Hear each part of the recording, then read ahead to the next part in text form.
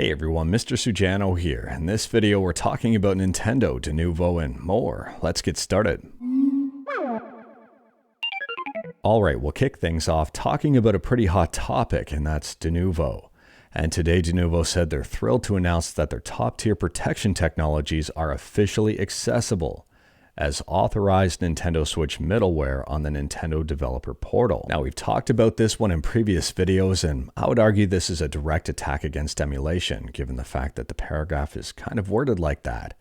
Denuvo is the first security partner added to the portal, where developers are now able to access the Nintendo Switch emulator protection, a revolutionary technology to protect games launching on Nintendo Switch from piracy. Piracy does not equal emulation. The two are completely different things.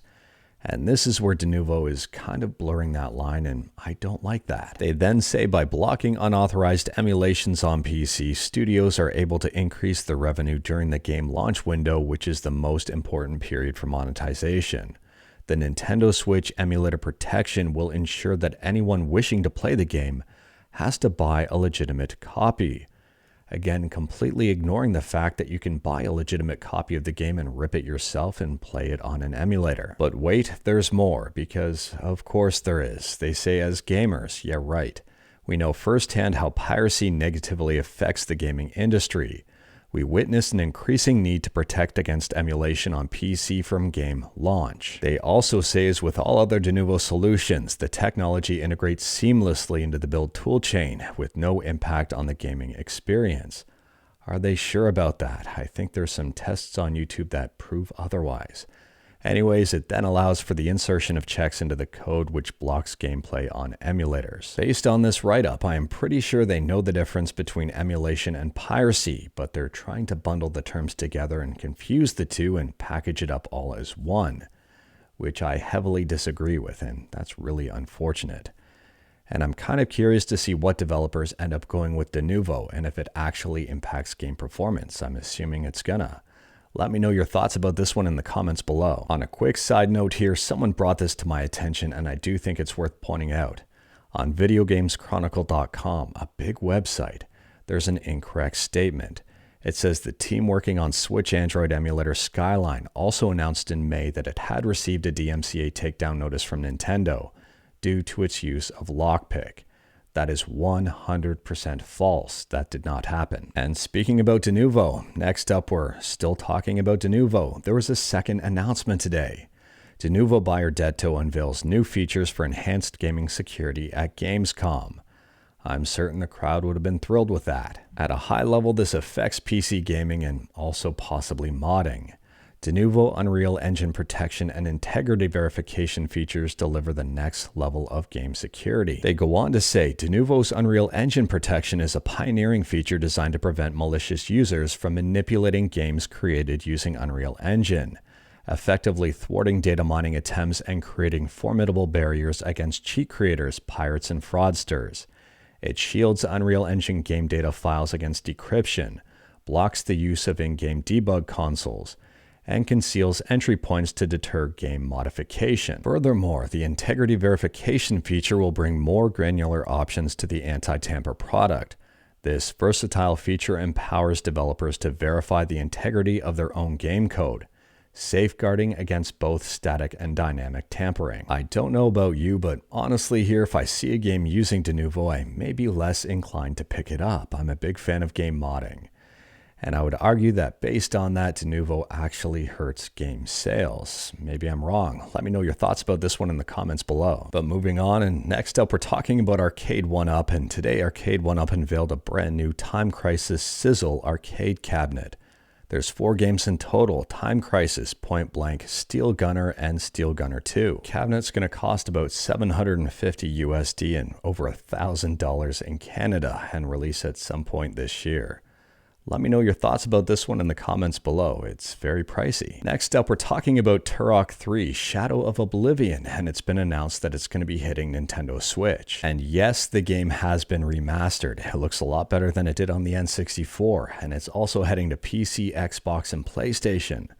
The big difference here is that on PC, Xbox, and PlayStation, You can play this up to 4K 120 frames per second. Taking a look at the system specs here, and it doesn't look like it's that heavy, so I'm assuming it's going to be playable on the Steam Deck day one. Let me know your thoughts about this one in the comments below. And speaking about Steam, next up we're talking about Steam's competitor Epic. And Epic has just unveiled a new first-run program, offering developers 100% of game proceeds for the first 6 months. It appears they're trying to give Steam a run for their money, and they have been for years. This seems like it might be an enticing offer for developers, and I'm wondering who takes them up on it. Realistically, here some competition for Steam might not be a bad thing. Next up, we're talking about PlayStation's weird handheld, formerly known as Project Q. It's now known as PlayStation Portal. It's launching this year at a price point of $200 overall. Unfortunately, it's got some very weird design choices. There's no Bluetooth, you can't store local files on it, and it's not compatible with PS5 cloud streaming.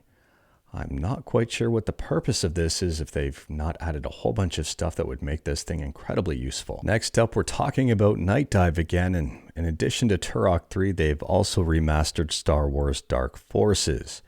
Again, on PC, PlayStation, and Xbox, it'll run at 4K 120 frames per second, and it's also headed to Nintendo Switch. This is great news if you're a fan of classic games and you wanted them to have a modern touch. And speaking about modern touch, Streets of Rogue is getting a sequel. Streets of Rogue 2 has been announced with a release date of sometime in 2024. They say here, Streets of Rogue 2 is a crazy immersive RPG sandbox set in a vast, randomly generated open world, where freedom and fun are dialed up to 11. If you haven't tried out Streets of Rogue 1, I do recommend giving it a try, and Streets of Rogue 2 I'm putting right on my wish list. Next up, we're talking about some Linux, and this one was spotted by Gaming on Linux. Bazzite is a new Fedora-based Linux distribution for the Steam Deck and also gaming PCs. So Bazzite 1.0 was released after 192 days in development. It contains proprietary NVIDIA drivers.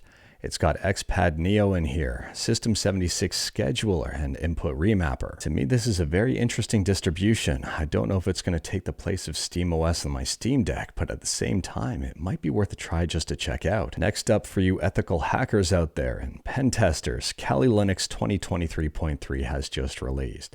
This one is based on Debian Bookworm 12. And the core has been bumped to 6.3.7. This one also has some new tools available, including Calico, which is for cloud-native networking and network security. Next up, we're talking about Mission Center, which we've talked about in previous videos, and it's a Windows-like task manager for Linux. And it just got the option here to force stop programs. If you are curious about it, it's available on FlatHub, and I'll leave a link in the description below. Moving on, and we're still talking about Linux here, and this time about Proton, and there's a brand new experimental version of Proton available. It fixes Rainbow Six extraction that wasn't working on the Steam Deck. It fixes EA Desktop having a blank login window after its recent update. On top of that, there's a few game-specific fixes as well. You can always check out the latest version of Proton Experimental right from your Steam Deck. Next up, we're talking about Nintendo Switch emulation with Ryujinx, and if you're on Mac, you may like this update. As of version 1.1.1000, there's fixes here for graphical bugs on macOS in Super Mario Odyssey and several other games. And for those of you not on macOS, next up, we're talking about Nintendo Switch emulation again, but this time with Yuzu, and Yuzu also got a brand new update. If you're a fan of Bayonetta 3, you're gonna like this update. Mainline version 1535 allows the fog effect to be rendered. But anyways, that is all I've got for you in this one. Straight to the point, all stuff and no fluff. We talked about a bunch today, not all of it good. Let me know your thoughts about absolutely any of it in the comments below. If you like this video, leave a like. If you didn't like this video, leave a like. Hit that subscribe button, check out my other videos, don't tempt fate, save your state.